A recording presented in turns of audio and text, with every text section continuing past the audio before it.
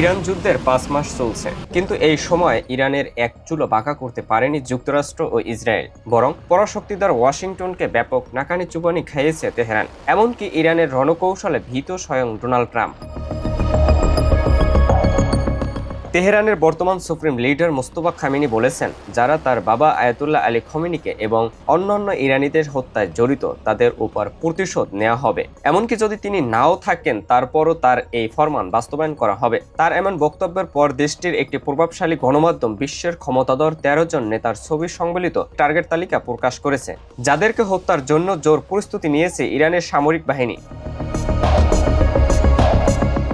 এই তালিকায় যুক্তরাষ্ট্রের প্রেসিডেন্ট ডোনাল্ড ট্রাম্প, ইসরায়েলের প্রধানমন্ত্রী বেনিয়ামিন নেতানিয়াহু, যুক্তরাজ্যের প্রধানমন্ত্রী কিয়ার স্টারমার, মার্কিন পররাষ্ট্রমন্ত্রী মার্ক রুবিও, প্রতিরক্ষামন্ত্রী পিট হেগসেথ, ফ্রান্সের প্রেসিডেন্ট ইমানুয়েল ম্যাক্রো, ইতালির প্রধানমন্ত্রী জর্জিয়া মেলোনি এবং জার্মানির চ্যান্সেলর ফ্রেডরিক মার্চ সহ 13 জন বিশ্ব নেতার ছবি প্রকাশ করা হয়। তালিকায় আরও আছেন ইসরায়েলের সেনাপ্রধান ইয়াহিয়া জামির, প্রতিরক্ষামন্ত্রী ইসরায়েল কাটস,